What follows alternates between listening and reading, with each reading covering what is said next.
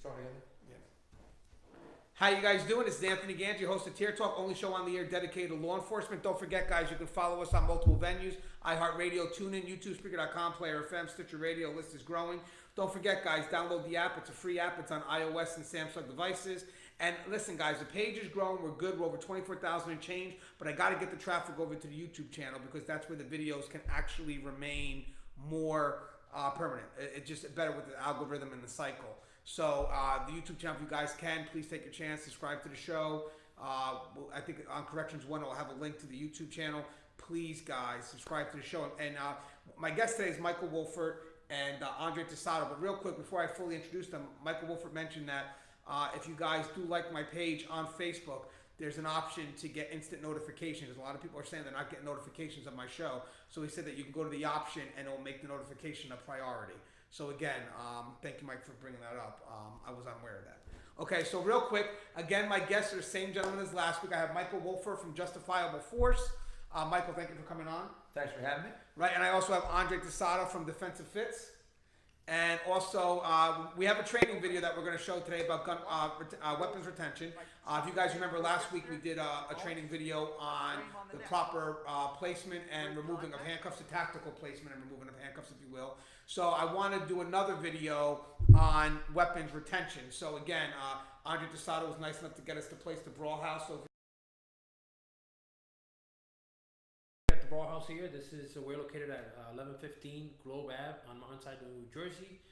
It's about 10,000 square feet. We offer both fitness and martial arts. We have a CrossFit. We have sport-specific training. There's a yoga place. We have multiple combat arts. We have boxing, Muay Thai, Judo, Jiu-Jitsu, and of course I teach the Kali and JKD classes here. all right, well, again, thank you. Thanks for having us. And also, I got to thank you again just for taking part and helping us out. Listen, anytime you guys ask, especially Mike knows that if he needs me for anything, I'm always there. He's a good guy. He takes care of me. It's good. Now, before we talk about the video real quick, I just want to mention something. The verdict came out with Officer Shelby shooting in Oklahoma. And again, I believe the verdict to be a good verdict. You had a person by the name of Terrence Crusher who was not listening to her directive. Multiple times she gave directives. He failed to listen. And unfortunately, that's what led to his demise. It was his actions that led to his demise, which is actually what's spelled out on the training video that we do today. Michael Wolhfert made it very clear that we're reacting. So by looking at that video, seeing what she did and incorporating what you said, how does what you say apply to what she did? You have to understand what makes a person not comply. There's a reason behind that. They're not complying for a reason.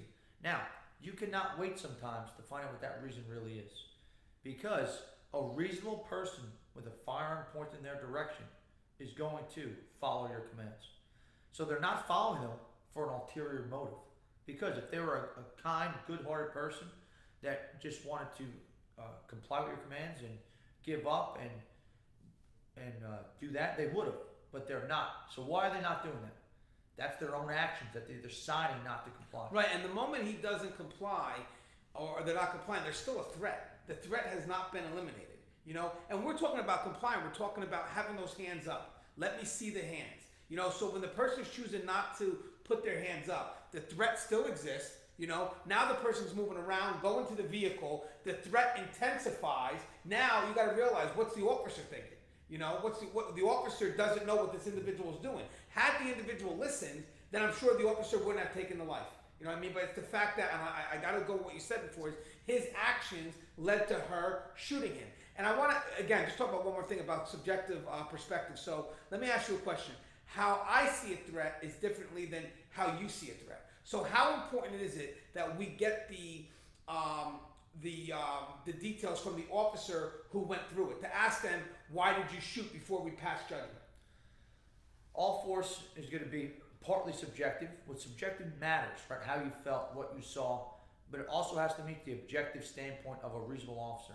Would they have done the same thing in the same situation, or say similarly than you have done? And that's what really important is not only what you did, but would someone else have done that? In most of the cases, let's face it, in training, a lot of people show the Kyle Dinkler video. And in that video, he allowed a person to go back to a vehicle, and when they did, they came out with a Mini 14 and killed him. And that's what happened in that video. And they show that in training throughout the country. That's one of the primary training videos they show when you talk about vehicle traffic stops. Now, I'm sure she saw that video. I'm sure we look at force, it goes back to what was our training experience. Well, our training was that video. So they know I can't let a guy go back in his car. If a guy reaches into his pocket and what's he going to pull out? Is it going to be a wallet? Is it going to be a gun? You don't know. We don't know. And you can't wait to figure that out. If you wait to see the gun, you'll see the bullet. Yeah, that point's too late. It's too late. Now, let me ask you a question, Andre. Now, you're a civilian, correct? You're not law enforcement. Even though you train around law enforcement, you train a lot of law enforcement officials, you're also a civilian. So from a civilian's perspective, and I know you saw that video multiple times, what's your feelings? What's your thoughts? Is the shooting justified? Well, again, I'm looking at it as, well, I guess put myself in a civilian. I see the guy, I'm looking to help him out. It's hypothetically speaking. Maybe he's stuck or something. And I see some funny movement. It's a good chance I'm going to get in my car and continue, maybe even call 911 and say, hey, somebody's stuck or something. Because if I'm looking to offer them, but he is creating some sort of funny character, or hey, can I help you? Are you hurt? Are you bothering? And he's moving around, not paying attention. I'm just going to get back in my car and go. I have that right to go because I am not law enforcement. Compared to law enforcement, he has to stay there and he has to assess the situation. Has to engage. Exactly. I could just step away, get in my car. If he acts funny, worst case scenario, I could just run away. The car's not important. That's a material thing. So I think she did it by. I mean, she, like I said, I'm not a law enforcement, but I see some of the material that law enforcement use, and I think the minute that he went into the car, same example. I'm looking at the guy. He runs to the car. I'm splitting. You just don't know. It's like in self-defense, hypothetically speaking. You see a guy kind of sizing you up, booming around, walking around, and for some reason, he insults me, and I see him go for his pocket. He could be angry at somebody else, and he wants me to show me something. Maybe, hey, so I lost something. I don't know that. There's a good chance I'm either gonna go run away, or I'm gonna tackle him because I don't know what his reaction. I don't know what his intent is. So to me, she did her job. Right, and again, just to spell out what both you guys are saying, and Michael says in the video that you guys are going to see after the interview here, is that it's his actions that made her react. And I think people forget about that. Like, she didn't come in saying, I'm going to go shoot Terrence Crutcher. It's the vehicle was there, he wasn't listening, and then his movement, his actions is what determined what she's going to do. And that's another thing when it comes to use of force is how much of someone's actions determines our level of force that we're going to employ. All their actions. 100%. All their actions. Because if a person complied, I wouldn't have to do anything. And Andre brings up a good point when he talks about, as a civilian, your duty is to retreat. As a law enforcement officer, your duty is to stand there and handle your law enforcement objective, whatever that objective is. And people have to understand, as civilians, you have no legal right to fight the police. You have no legal right to resist arrest. You're supposed to comply 100% when a law enforcement officer gives you commands. Because your place to fight is in the courtroom, not in the street. Right, and again, I just wanted to bring up that video because for some reason there's been some conflict in regards to her being found not guilty. Again, I thought it was a good find. It's not because I'm pro law enforcement. It has nothing to do with that. I just think that any person looking at that video would see that the other, Terrence Crutcher, was not listening to orders, not listening to directives. The officer gave this individual multiple chances to follow, to comply with the orders, to comply with the directives. This person didn't do it. So it's his actions that led to his demise. Well, let's break it down to more of a civilian. I interrupt you. So think of a parent. I'm in the grocery room with my little girl, and she's acting up. She's screaming, she's yelling, she's fighting, she's knocking things down. At what point in time, as a parent, do I take it upon myself and she's no longer listening to me? Stop doing that. Stop doing that. At what point do I actually grab her and literally talk to her firmly? In my case, when I was growing up, grabbing, spanking the butt. It's a reprimand. At what point in time do you go from verbally talking to, I won't say inflicting, but using some sort of force on your child in a very respectful manner to let them know that what you're doing is wrong? And I think that has to relate into law enforcement. Again, she did her part. She did commands. She did everything possible to try to control the situation, and he did not listen. So from a parent's perspective, I would smack my kid. From a police officer, she put her life in danger, or at least she thought it was, and she fires. So again, you have to look at, I was looking at it this way, because I mean, people ask me as a civilian, hey, your friend's a cop, my instructor's a cop, you teach cops, what do you think about this? And I'm like, I could give you my point of view, but I was not in his place. That's the key. I am not in his place to give you an opinion. My life was not in danger. I'm looking at the video, and I could say, oh, that was wrong. I wasn't in the line of fire. The gun wasn't pointing at me. My life was not in danger. So it's kind of hard for me to make an honest judgment call on that based on me sitting on my sofa, nice and secure with my family, while the police officer is there and literally in the line of fire. Granted, there's no fire alarm, but he is in danger. At one point, he is in danger, so it's very hard. And it's great that you said that, because that's the key. People are not going to be able to understand that person's shoes unless they're there at that moment, or at least give that person a chance to speak before we make judgment on videos that's out of context. And then the hindsight 2020 aspect of it all. And a lot of times what happens with people is when citizens go through that, we'll say use of force training, you'll see it a lot of times on the news and on YouTube. A lot of towns are offering, hey, come and do some use of force training. 9 out of 10 times, they shoot the guy with the wallet. Yep. 9 out of 10 times, they would shoot Terrence Crutcher. They would shoot a person walking at them with no hands, just threatening them. Where these are life or death situations that law enforcement is allowed to articulate and say why they did something. The citizen says, well, I was scared.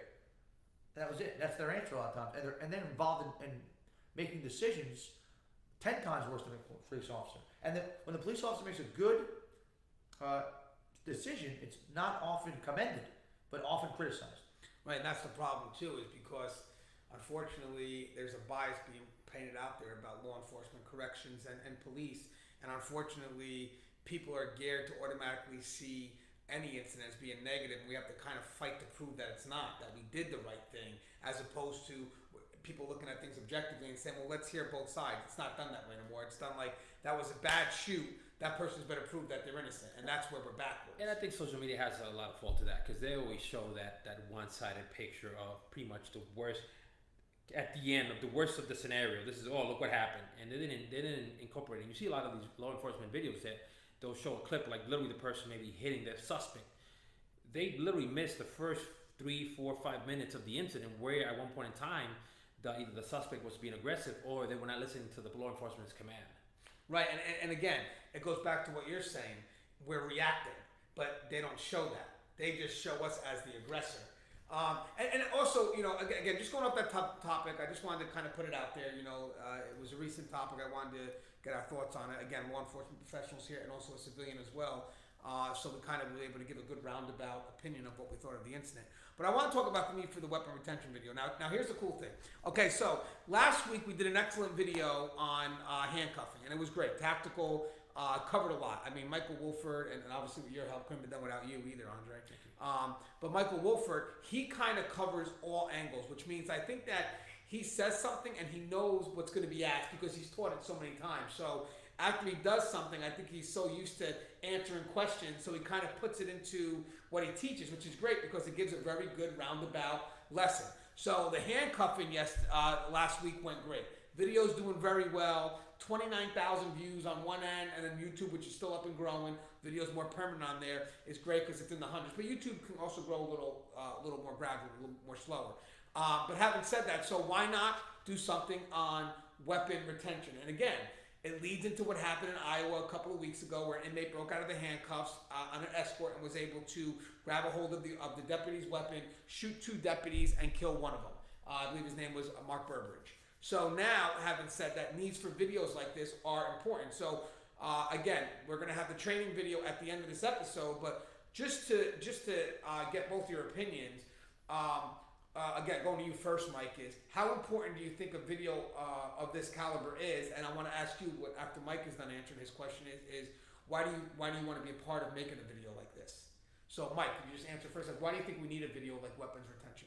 I think one thing is, especially working in the field of corrections, you don't really carry a weapon as much as a municipal law enforcement officer, as a state trooper. So they're not as cognizant of carrying the weapon. So it's just a good daily reminder to have. And a lot of training may not be focused upon weapons. You know, qualifications, shooting, but how much time is really... weapons retention is more of an empty hand skill, defensive tactics thing than it is a firearms thing. So how much time is really devoted to that subject in academy and training? And let's face it, video's good, but you got to get on the mats and you got to train.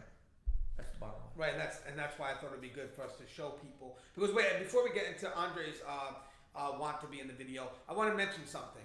We're taking this training to the next level because that's what Mike has done. Mike has moved defensive tactics to the next level. He's helped it evolve to real life application, not just standing still and kind of kind of just doing things step by step. It's more of a dynamic where it's coming at you. There are no steps, and you're just kind of just trying to get yourself automatically reacting to what needs to be done. So now you work with law enforcement all day. You're training them inside the gym. You're around them. Do you think? And also, by the way, you're up with current events in law enforcement. I mean, every time we talk about something, you seem to know what's going on as well. I try to keep myself educated as much as possible. Right. So with that knowledge and with working with us in the field, do you think a video like this is important?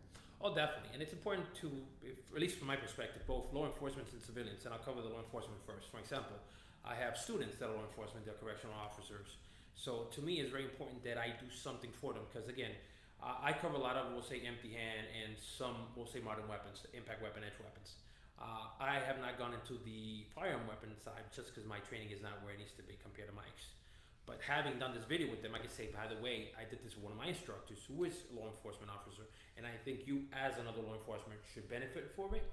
And once we have a good understanding, I think something that needs to be trained over and over again. Again, you have to build that training. It should be because that automaticity is going to save a life. Correct. You know, the fact that you just know you have to have the reflexes, and I mentioned this in the last video that we did. You have to put the repetitions. You have to react. It should come to you as a second nature. You shouldn't have to think about it. And when they see the video, they'll see how Mike reacts to it. From a civilian perspective, it has some merit because if you, as a civilian, obviously Jersey is a little different, but it's states like Pennsylvania, Florida, that you could actually walk around with a weapon. Everybody thinks I have a weapon, I know how to defend myself, and that's not true because, like anything else, if you don't use it, you really don't know how to. You're not gonna get proficient at it. It's like I look at it this way: training is like having, or any sort of training, is like having health insurance. You may not need it all the time, but it's good to know it and have it the day you need it. And me having a gun, like walking around, like I myself, I own a firearm. But if I don't train on it, I'm not gonna get good at it. My reaction is not gonna be as proficient as Mike's is, just because I don't train enough of it. And if you own a firearm, it is your duty, it is your right to know how to use that firearm, to be proficient of it, and know how to properly know when to, fire it, pull it, use it, or whatever the case is. And you know what, feeding off what you're saying here, that kind of goes into what Mike was saying last week, and just to feed into it again this week, is the importance of not just doing this type of training once your career, like once your entire career. You're talking about training that because you're trying to build up automaticity. You're talking about at least once a year, repetitive? You can't, everyone's different. You really put a time frame on it. I wouldn't say once a year training anything is any good. Oh, I mean, you're talking about that's familiarization. Right, I'm talking about, but compared to what we're getting now, once in a career. Oh, yeah. I mean, once a year, but you're right. This stuff has to be ongoing. I mean, that's the reality. You are responsible for your own personal safety. Your department they're going to give you the parts that they can, but for the most part you're responsible for yourself. You have to train yourself. So like, I would also like to, besides training yourself, okay, and I agree, going to the gym, doing what you got to do to make sure that you're up to par with protecting yourself, protecting pretty much the environment. If you bring an inmate out on an escort, I mean, that's what brought us to this topic originally, was the escort. You're protecting the public, protecting the inmate. But I also want to push something on the department as well. Mandating that the department also needs to protect us by giving us that type of training. So I understand what you're saying 100%. You should be, you're in a law enforcement position, you should be getting those classes, defending yourself, and not just, you need to be prepared. But I also want to put some of that on the department as well. They're sending you out on these trips. How come they're not giving you more training than like defensive tactics? I would say if they're lucky, they get it once their whole career. I would like to see the department say, okay, you know what, we got to do it at least once a year, twice, or once every 2 years, but we're not getting that. Yes, some departments do, but the bottom line is cost money. Right, but it's money well spent. You have to admit that's money well spent. No, absolutely. That's from the bottom line perspective, though. But here it is. Even if that one time a year, it's still not enough. So you still have to train on your own. Oh no! Listen, no, you're right. I'm not negating or minimize the fact that there has to be some effort on our own to go to the gym and train. I'm not saying that. I agree with you 100%. But I also, again, we do these videos just to make sure that we also have the management know that, okay, you also have to have some type of level of responsibility in regards to the people that you're sending out on these trips. Are you giving them the proper equipment, the proper training? Like I'll give you an example. You have somebody that never does a trip and all of a sudden gets sent out on a trip. Well, when was the last time he or she ever did anything related to a trip. Well, that was a training they took 6 years ago in the academy. So what I'm asking is maybe there's certain things that the management should require as automatic refreshers. So again, you're right. I'm not going to be as good as you, because I'm not going to be able. I'm not doing it every day. But having said that, I still would like some level of responsibility on management, saying, you know what though, you should be at least sending these people out at least once a year, just like you do with the firearm. Why can't we do defensive attack? And then they say, well, it costs money. Yeah, but that's money that, in my opinion, is definitely well spent. It's well spent. And I want to say something too. Look at what you've done in regards to where you've moved defensive tactics. Okay, I'm not going to say the state. Okay, I can't do that. But having said that, look at what you have done. Look how much you've evolved defensive tactics. I mean, you're talking about dynamics. You're not talking about step by step. You're talking about you showed people dynamics. Now, having said that, for someone like myself who hasn't been in the academy for 15 years, I'm missing out. I don't even know that exists if we weren't friends. So I think that when there's things that are evolving and you can see the academy moving forward, progressing with things, then the people that are still involved in the field, that have been in the field for 15 years, maybe they should be allowed to go back and see what's changing instead of being left behind. And I think that the department should push on that. I really do. I think that, we get these people, let's say in the academy, that right now are taking real up-to-date training. Evolution, this is where we're at in corrections. They're coming out and they're learning top-notch stuff. And then they're going back into the facility with officers that haven't touched training for 15 years. And I'm talking about training that's important training, the DT aspect of all the weapons. So I think like if I can't force myself to go to the gym every day, and that's a weakness of mine, I'll be honest with you, I should be committed more, and you're 100% correct, I'm not going to argue that, you're right. But having said that, I still would think management should say, you know what, then we have to do something. And that's just to make things safer. I would feel more comfortable, I know it's more than like you mentioned, I need more than that, but once a year refresher. Because here's another thing too, believe it or not. When I go to the range and say once a year to requalify for my weapon, I should shoot more, don't get me wrong, but the month before I go to the range, I'm practicing. Because I want to pass. So there is some incentive, some motive for me to do that. So having said that, I would love management to help those that are in the field for a while. And if there's stuff evolving in the academy that's changing, I would love to see people that got 15, 16 years in, take a class like yours and say, holy crap, I didn't know that. Because some people don't even know it exists. No, I agree. And evolution sometimes stops at a certain point, and then people remain stuck there, and they don't get any of the new information. Okay, so but who do you blame on that? Okay, yes. Management's not, okay, you know what? I see your perspective. I'm not going to say management's 100% wrong in that, because you still have to have the thirst for someone to want to seek it. But what about for the people that do want to seek it and the door's being shut on them? Then that's all purely management. Yes, yeah. I mean, obviously, if the opportunity is never given, you should have the opportunity if you want the thirst for knowledge. But at the same token, I mean, I see it all the time. A lot of times people don't realize there was an evolution. Okay, that's what I'm asking. They don't know. They don't want it. It's not that they don't want to know. They just didn't have the opportunity to know. Right, I agree. So when you introduce something new, right, to the field, most likely, I'm sure there's going to be some resistance by a lot of people, but there's also going to be some people that want it. Yeah. So I think, just to be fair, if there's somebody that wants it, the opportunity should be given. Well, here's a for example. I was in corporate America for 15 years. I was in finance.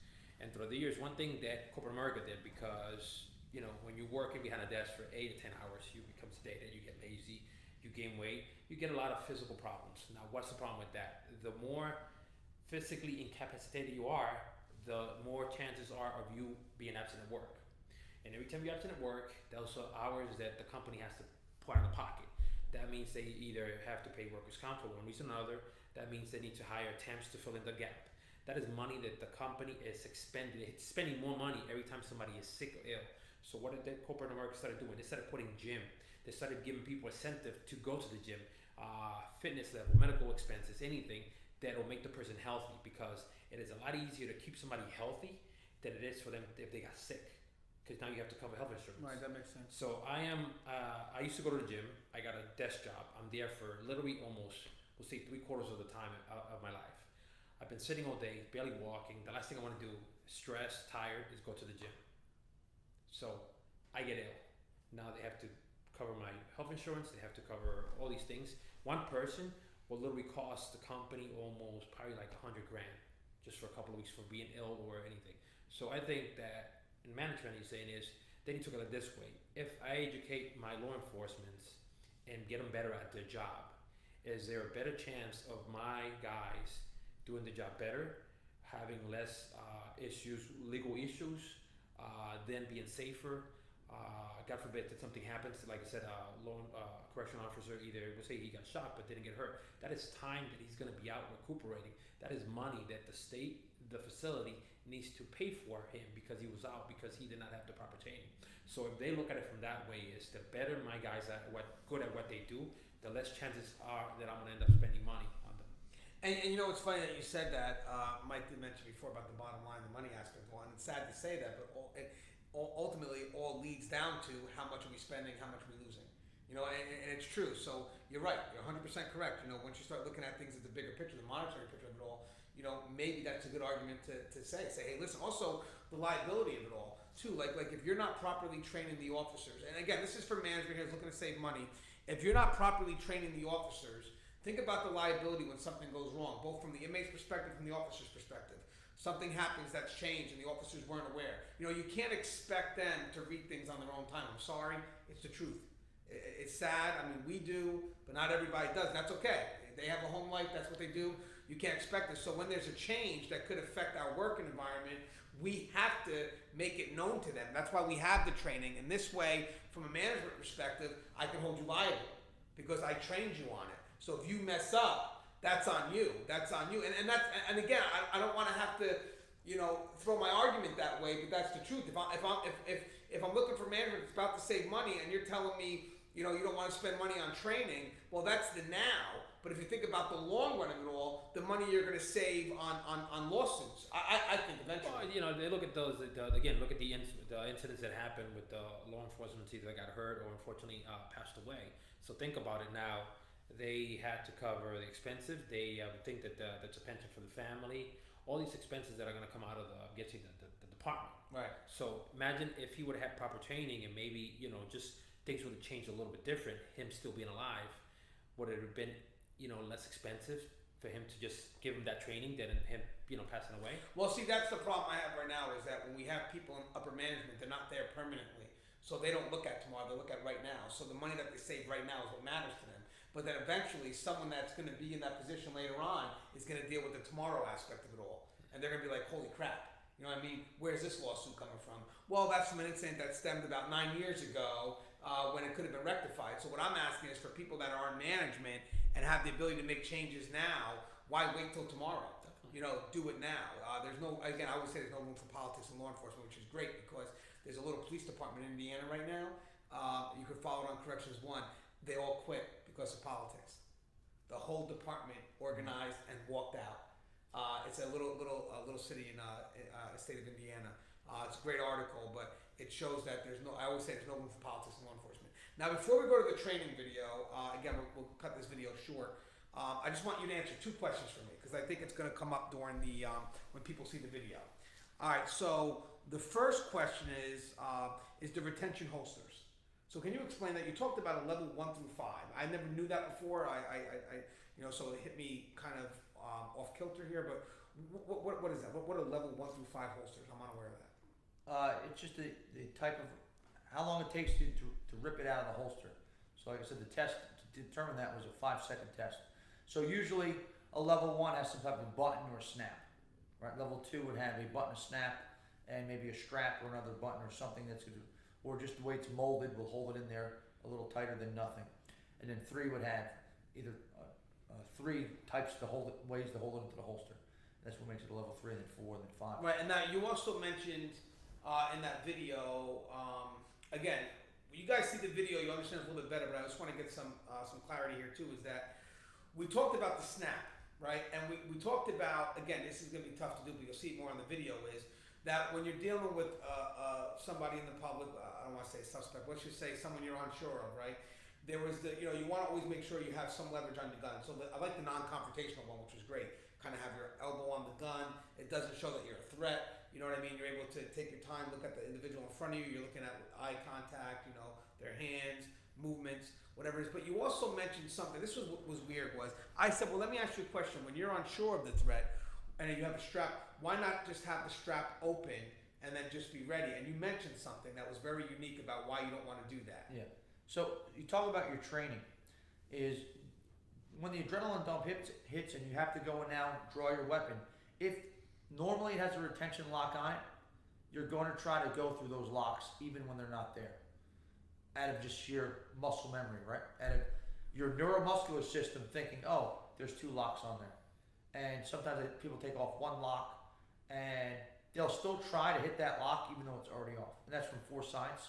You can look that up, and they wrote articles on it about putting down the hood strap on your gun is doing nothing but hindering yourself. And now also making it more likely that it's going to be retainable during a struggle. So don't keep the locks on and just train taking the locks off. Right.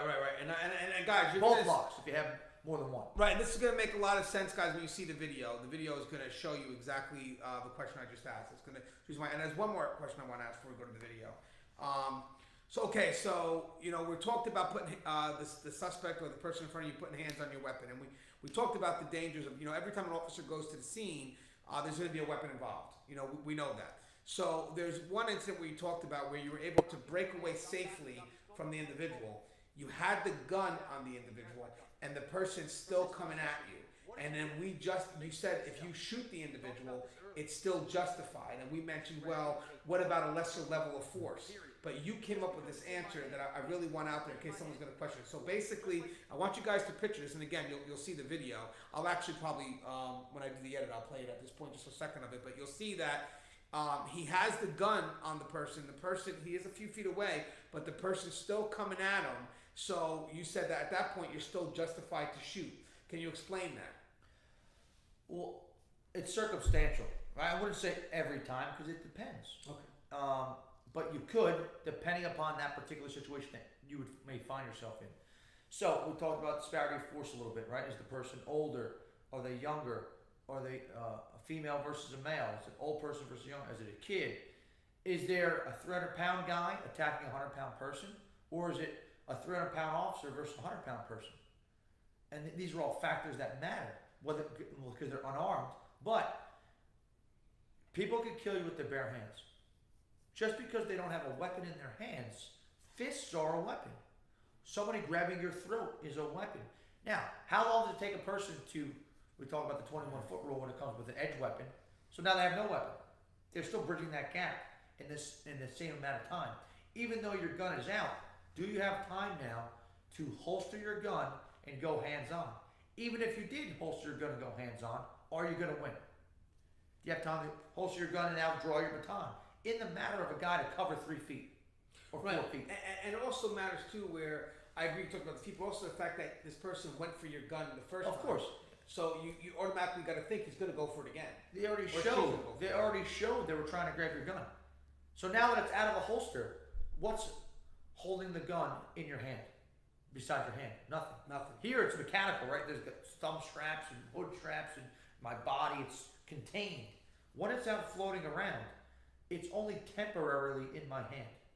Very easily can it be knocked out of my hand, me punched, I drop it, and now the guy picks it up. So at what point do we say, okay, now the guy has enough control of the gun, or I've given up control up to this point? I can't give up any control. Right. Because any percentage of control I've given up could be enough for me to be killed. And that's the key. As I said, the moment that person goes for your weapon, it's now automatically deadly force time. You know what I mean? Because as I'm saying, if the person's going for your weapon, that person's looking to take you out. What are they going to rape for? So they don't follow a force continuum. They don't. and the funny thing is, you also mentioned, like, at that point, if you're near a brick, you got to do what you got to do because you have a right to protect yourself. Okay, so again, guys, we're going to cut to the video, but I just want to, again, go to closing. We're at the Brawl House here. Both my guests were excellent. I learned a lot from both of them. I wish you guys could have been here and just listened to what I had. That's not on video. But again, my guest was Michael Wolhfert of Justifiable Force. So again, thank you for coming on. Anything you want to say? Yeah, just one thing. We're actually doing Black Bag Resources is a sponsor class for us. We're doing a weapons retention for citizens, but also for law enforcement, anybody.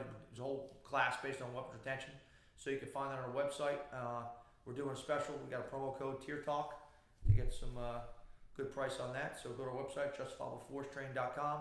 Use the promo code Tier Talk and check out blackbagresources.com. He's our sponsor for that upcoming event in August. Oh, that's awesome. And I actually saw a video you just posted up about the weapon where you pulled the gun that you both ways. It was a good video. I posted on my wall, guys. Look for it, Michael Wolhfert. And then also Andre Tosado from Defensivefits. Thank you for giving us the Ballhouse. And I have a feeling you're moving forward with something too. Are you in the process of trying to move forward? I'm in the process of it. I mean, for the most part, going through some changes, maybe moving location. So I don't want to go into too much detail. But if I wanted to reach out to you, how would I reach out to you? So you can reach me at defensivefit.com. All my information is there. Facebook, obviously I respond to all Facebook messages. Instagram, I have some YouTube channel. But I'm pretty easy to find, believe it or not. You put on either Defensive Fit or Andre Tosado on Google, and I'm all over the place. And by the way, anytime you do a police training video out there, he's always willing to play the suspect. He's so far. I'm a garuke. Hey, listen, you learn as much from doing the technique as much as receiving the technique. So, all right, guys. So as always, guys, thank you guys. Please stay, watch the video. It's a training video. It's on weapons retention. Thank you guys for everything you've done. And as always, guys, the show's Tier Talk. Love you guys. Stay safe. All right, guys, it's Anthony Gangi, host of Tier Talk, and welcome to part 2 of our training video. The first part, which we had last week, my guests were Michael Wolhfert and Andre Tosado. Michael Wolhfert is from Justifiable Force. Andre Tosado is from Defensivefits, and we discussed tactically placing and removing handcuffs. It's a great video, did very well, went up to almost 30,000 views. So today, we're gonna do a training video on weapons retention. I think the video is needed, and it's just to promote awareness, try to break away from complacency, because we obviously need to be reminded sometimes of the dangers of our job. And for management, real quick, I just gotta push this out there towards management. Guys, make sure our people are properly equipped. If they don't have their weapons, their tools to utilize for their own safety, for the public safety, for the inmate safety, you're leaving staff vulnerable. So look at this video also as a way to remind you as management, to remind you of the importance of making sure those officers are properly equipped so they can save the lives of the inmates, themselves, and the public. Enjoy the video. Hi, I'm Michael Wolhfert from Justifiable Force. I'm here with Andre Tosado from Defensive Fit, and we're going to go over some weapons retention. Basically in the holster today, either standing on the ground, and we're going to show you some tips to save your life. Most law enforcement officers bring a gun to the gunfight, so maybe you don't handle a gun very often, work in a correctional setting. But when you exit the institution, you should have a firearm on your side, therefore to protect yourself and to protect the public, and you don't want that firearm used against you. So today we're going to talk about weapons retention. There's a couple different types of retention holsters. When it comes to retention, there's two things that are going to keep you safe. One is going to be your equipment. Two is yourself and your skills. So right now we're going to talk about the first thing is going to be your equipment. So right here I have a, what we call an open top or 0 level retention holster. This is not fit for duty use. As a fact, a paddle holster should never be fit for duty use. If it's on your body and simply someone starts to pull it, it will just snap. It's just plastic out of the Kydex holster. So that's not what you want to have for duty use. If you're going to and from work, I never suggest having a holster that has 0 retention, because anyone can just come right behind you and just pull your gun out of the holster. So right off the bat, never have a 0 retention holster or an open top Kydex holster. This is more for concealed carry, not for open duty use. Next we're going to look at here, this is going to be a level 1 retention holster. It has a snap on it, and then you can draw the holster out. Now, where did these levels come from? In the 1970s, Bill Rogers, FBI agent and an inventor of several different firearms, things that you could use to protect yourself, and in the training industry, kind of developed the retention system. And the retention system, now when you look at a holster, it might say level 1, level 2, level 3 retention, all the way up to level 5 retention. But what happens is that's not regulated in any type of way. So just because it says level 2, level 3, doesn't mean you don't check your equipment and make sure it is what it says it is. There's no federal standard that says this is a level 2 and it gets a stamp of approval. So anyone can advertise whatever level of retention that is. So a lot of people think of it as, well, this has a snap on it, therefore it's a level 1 retention. Well, that's partly true. So the test that Bill Rogers did, which we're going to do today, basically is once you put a holster on and the person's going to see if they can rip it out of the holster for 5 seconds. If it remains in the holster for 5 seconds, that means it's a level 1. Once you defeat another locking mechanism, and then you decide to rip it out for another 5 seconds, well, that's a level 2, all the way up the chain. So that's what we're going to do here today is test the retention of a holster from someone that doesn't know how to operate a holster. Right, Andre? Do you know how to operate any of these holsters? I'm not that familiar with them. He's not that familiar with it, and the adversary on the street would not be that familiar with them either. All right, so what we're going to demonstrate now is going to be the level 1 retention holster. So what that means is there's one retention holding this in. So an average person, one thing, part of the equipment you also want to have is a solid belt. And where you place your keepers on your belt is also imperative. So you want to have one in the front and one in the rear of the gun. Because what happens is during a struggle, your gun may shift. And it may not be there when you need to grab it. So you want to make sure it's stable in its place and your belt fits nice and tight. So now, we're going to give 5 seconds, and Andre is going to attempt to pull this gun out of my holster. I'm not going to do anything. I'm not going to fight him. He's just going to, without snapping off the snap. Ready, sir? Yes, sir. Go ahead. 1, 2, 3, 4, 5. All right, very good. Thank you. Now, I take off that retention device. Go ahead, sir. Another 5 seconds. 1, 2. That's it. So, with a level 1 retention, if that snap goes, there's nothing else holding your firearm in but you. And that's what we're going to talk about, the skills to keep that in your holster. All right, so now what we're going to cover a level 3 retention holster, which for duty use, you should have a minimum of a level 3 retention holster that involves more than one locking device. Usually it's going to be a thumb brake, a hood strap, and then some type of maneuver, either pulling straight up or something inside is going to hold the gun in place. Therefore, if it's jerked forward or back, it's not going to come out of the holster. So we're going to do the same test, 5 seconds each, and we're going to test our holster to make sure it's effective. So right now I have both locks engaged. Andre, go ahead, sir. 1001, 1002, 1003, 1004, 1005. Now think about that. That's a lot of time. 5 seconds is a lot of time for me to do what? Damage to the person that's trying to rip my gun in the holster. And what kind of force could I use in this situation? This is a deadly force scenario that I could possibly use deadly force, because if a person is grabbing a gun in my holster, out of his own waistband, or on the ground, what is he still doing? Grabbing a gun. Doesn't matter if it's in my waist, doesn't matter if it's in the suspect's waist, doesn't matter if it's on the ground or a table. He's grabbing a gun. And right here, this is a temporary locking device.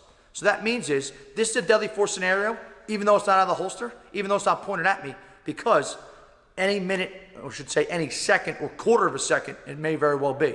So now, I take off one lock. Go ahead, sir. 1001, 1002, 1003, 1004, 1005.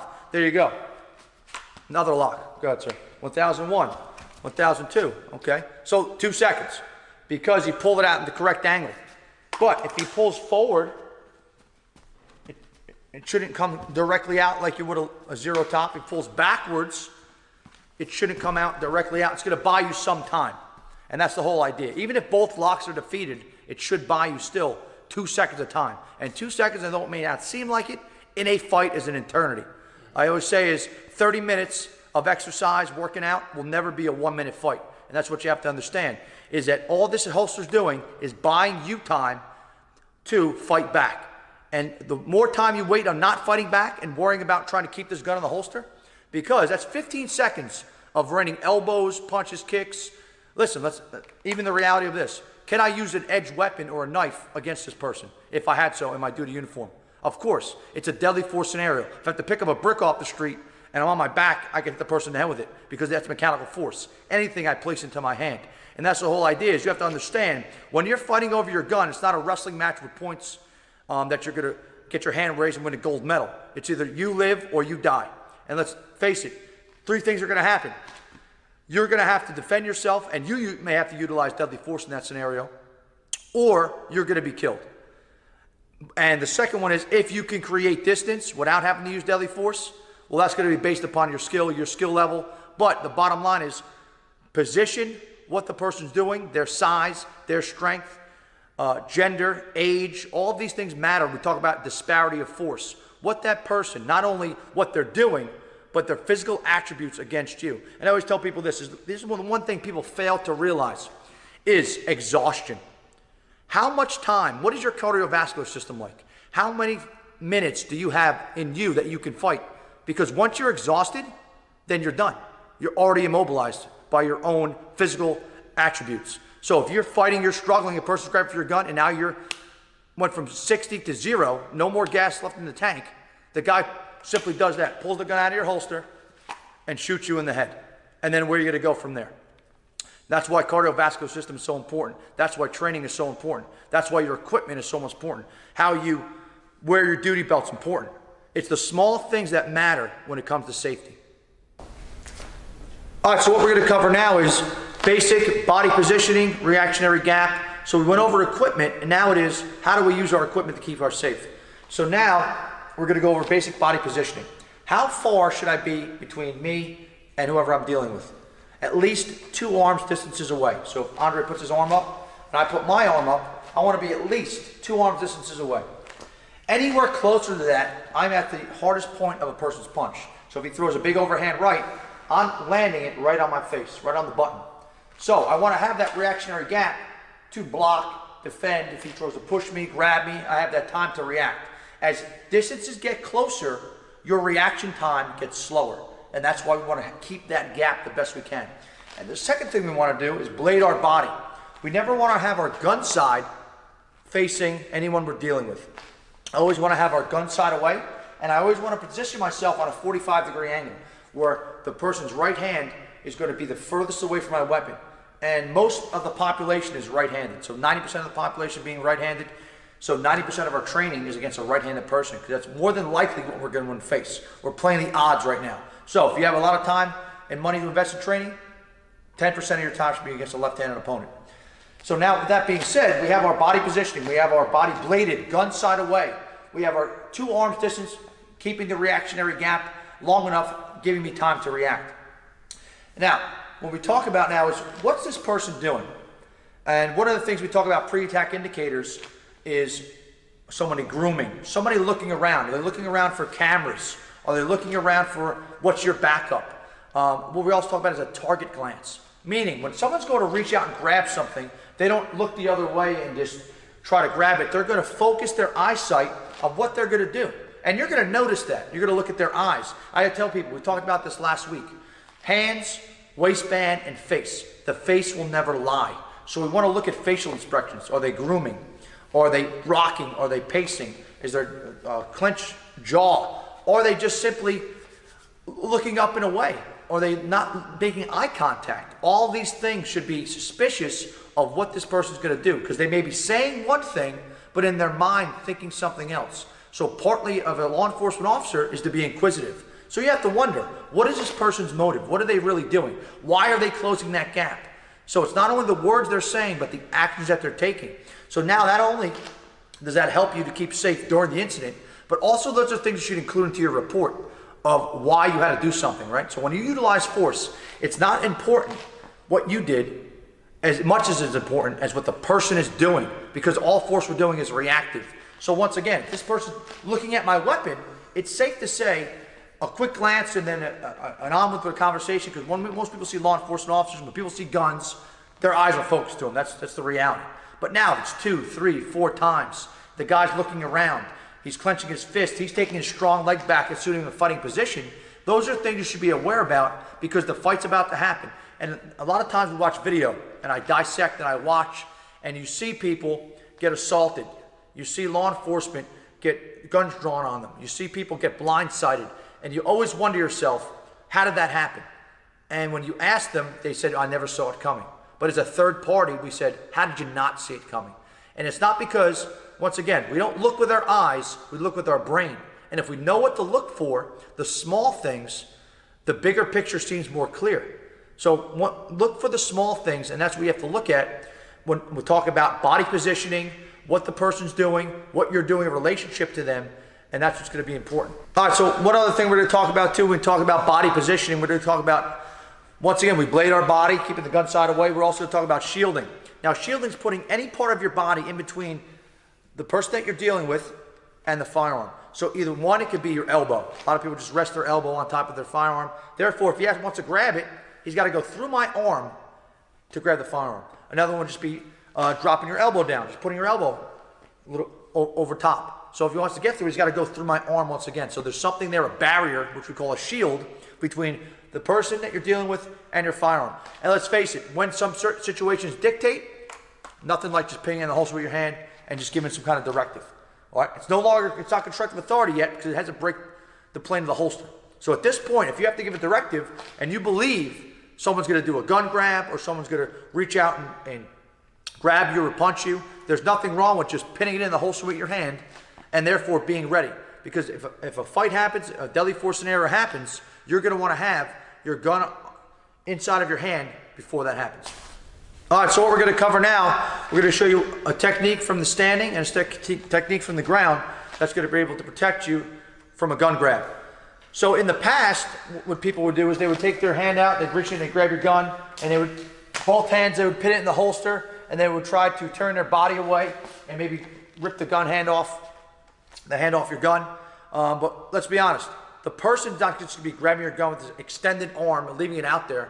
So you put both of your hands and unable to defend yourself to pin it in this level 3 retention holster, which has at least 10 seconds worth of him trying to grab it out and use it against me.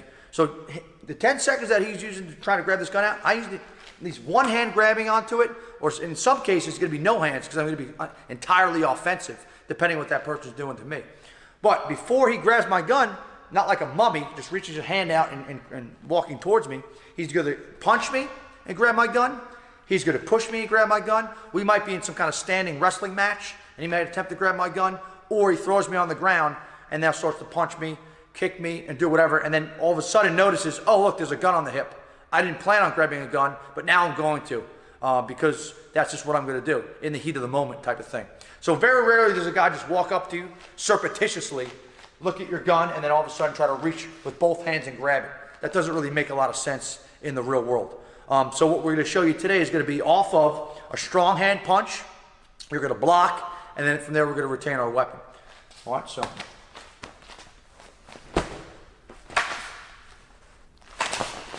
All right. So what's going to happen here, he's going to punch, and this time it's going to be a little more dynamic. He's going to punch, and he's just going to rush forward. What I want to do is I want to block that punch first of all, just like I'm combing the back of my hair here, blocking the soft tissue of my face, my jawline, my temple, the back of my head, protecting from the strong side punch. And then I want to take that hand up, and I want to put a frame, basically from shoulder going across, a barrier preventing him to get any closer. And at the same time, I'm going to secure my gun in the holster because he's obviously punching, rushing, and grabbing all at the same time. So it's not like a step process where the guy punches, waits, then grabs my gun. No, it's bang, and then the fight's going to be on.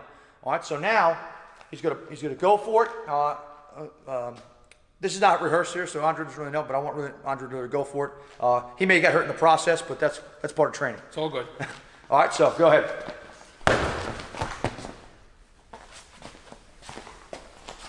So some of the key things you want to do is obviously block, pin the gun in the holster by grabbing the gun if he grabs a hold of it. If he doesn't grab a hold of it yet, if he grabs a hold of it, I simply grab the wrist. One of the key things we want to work about here is getting our hips back. So it'll be the same thing if he was going to tackle me and I was going to do a sprawl. Basically, my knees bend and my hips go back, and while my hand is here and I got this frame, all I'm doing is driving my hips back and pushing his hand to the ground, and that's going to create the distance. Now from there, could I get offline, draw to a weapons retention position and give commands? Of course I could. Now, what if the question I always get in this is, what if the guy continues to walk forward? Can you utilize deadly force? Well, the answer is this. When he's walking forward, I'm giving commands, I'm backing up, he's still coming forward. And now he reaches out and he grabs my gun. From this position, what is he doing? Think to yourself. We talked about this earlier. He's grabbing a gun. Period. Just because it's in my hand, is it permanently in my hand?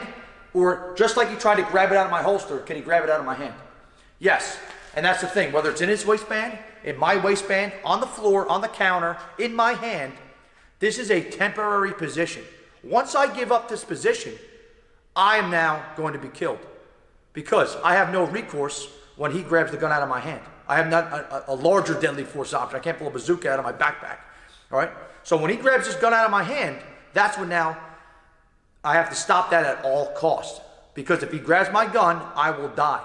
And that's what we talk about is the importance of weapon retention is to stop that before it happens. And what happens is, would a reasonable person stop with a gun drawn on him? Yes, a reasonable person would stop. But in this case, is the person that you're going against reasonable? No. They're not being reasonable. Because anybody with a gun drawn on them would simply comply. But for whatever reason, this person's not complying. So in their mind, what you have to think that they're thinking, or know that they're thinking, is that they don't respect you with the ability to defend yourself, and they don't respect the gun. And if they don't respect the gun, what do you think is going to happen when that reactionary gap is closed? So, the gap doesn't get closed, he's still coming, and now he grabs the gun and starts wailing me. What's supposed to happen here? He's unarmed. He has no weapons. But what happens, how many punches can you take in the face? 1, 2, 3, we don't know. So you cannot risk taking punches, getting thrown down, being mounted, and then waiting until you're dead to defend yourself. All right, so one more time, getting back into the technique. Nice and slow. This time he's going to big overhand, block. He goes to grab the gun. I frame, I grab his wrist. Let's turn around here. I grab the wrist, I frame off from shoulder to hip, and I drive my hips back as I push his hand down. And from here, I create distance. And once you're creating distance, never go directly backwards.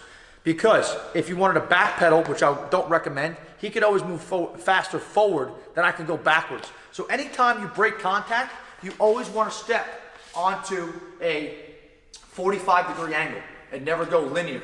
Because he could always travel a lot faster going forward than I can backwards. So anytime we break contact, you want to go linear. That's basically on a 45-degree angle, left or right, getting off of, we'll say, the fatal X. Right, X marks the spot. I want to get off that spot. All right, so one more time, he does the big overhand. I block. He goes, if I stop his hand before it gets there, it's a bonus. I frame on the neck. I break contact, and I draw to a weapons retention position. Why don't I draw my gun out here? Because now I'm giving it. Anytime the person can grab your gun, you want it back here. All right? Now, look at my hand. Sometimes you don't want to shoot your own hand either. So even if in this position, you angle down on a 45-degree angle, and now I have no risk of shooting my hand this way. And even now, if I wanted to block or fend, or even just keep my hand tight, and even come to a two-handed, high ready, compressed ready position, even from here, if you want to use two hands, or one to even further, because let's face it, in the real world, he might still be throwing punches. All right, so it could be high compressed ready, a fending position, a blocking position, and just giving commands from here. Stop, get back. Don't move. Right? Clear, concise instructions, what you want this person to do. And then from there, obviously, if the person keeps on coming, we talked about is deadly force scenario exists because the person now is grabbing for a gun. Doesn't matter where it's at. A gun is being grabbed. So you can't wait for the guy to grab a gun and then you have nothing to defend yourself. All right, so what we're going to talk about now is another option is you block the punch, or maybe the punch hits you. You get knocked down, the person takes you down, and now they end up in between your legs in the guard position. So the guard position is a position from Brazilian Jiu-Jitsu that you may find yourself into after a double leg takedown, or if the person just follows you down after a crushing blow. So the first thing whenever you're falling down is, although you maybe get hit and not think about it, is tuck your chin. The number one thing is tuck your chin, tuck your elbows in, make sure you're not hitting your head on the concrete, because that would be the second fatal error that'll happen besides the first one being the punch in your head, and they're not blocking that. All right, so what's going to happen is you're just going to punch, tackle, and go for a takedown. And from here, now we land in this position here. He's smothering me, he's right on top of me. Now he's starting to reach for the guns. I mean, he may stand up first or sit up and start to punch and just start. So from here, you have to start to defend yourself. And then from there, maybe as I defend myself, he just decides, hey, look, there's a gun there, let me reach for it. All right, so as he's crashing down, I'm going to secure the wrist, grab the guy's head, pull him down in a way. From here, reach over and grab my own wrist. As I do that, I'm going to shoot my hips out and then keep this leg on the back, and I'm going to bring his wrist up to the high part of his back and then drop my elbow down. and that's going to be a tap. Now, in the street, there's no tap out. Let's face it. This could be a compliance position, but what kind of a situation are we in when the guy's grabbing my gun? A deadly force scenario. So, what I may have to do is simply take his arm from here and then put it over here. All right, because I have to end the fight as quickly as possible because this is a deadly force scenario. If I'm on my back, if a bad guy's on top of me, if I don't do anything, he's going to pound me out into the ground and I'll have no recourse. So serious bodily injury is happening to me. Death may be happening for me if he grabs my gun out of the holster. So if the person doesn't start to comply from this position, if he doesn't start to comply, I may have to injure this person so he can't grab my gun anymore. And deadly force is serious bodily harm or death. So we only begin to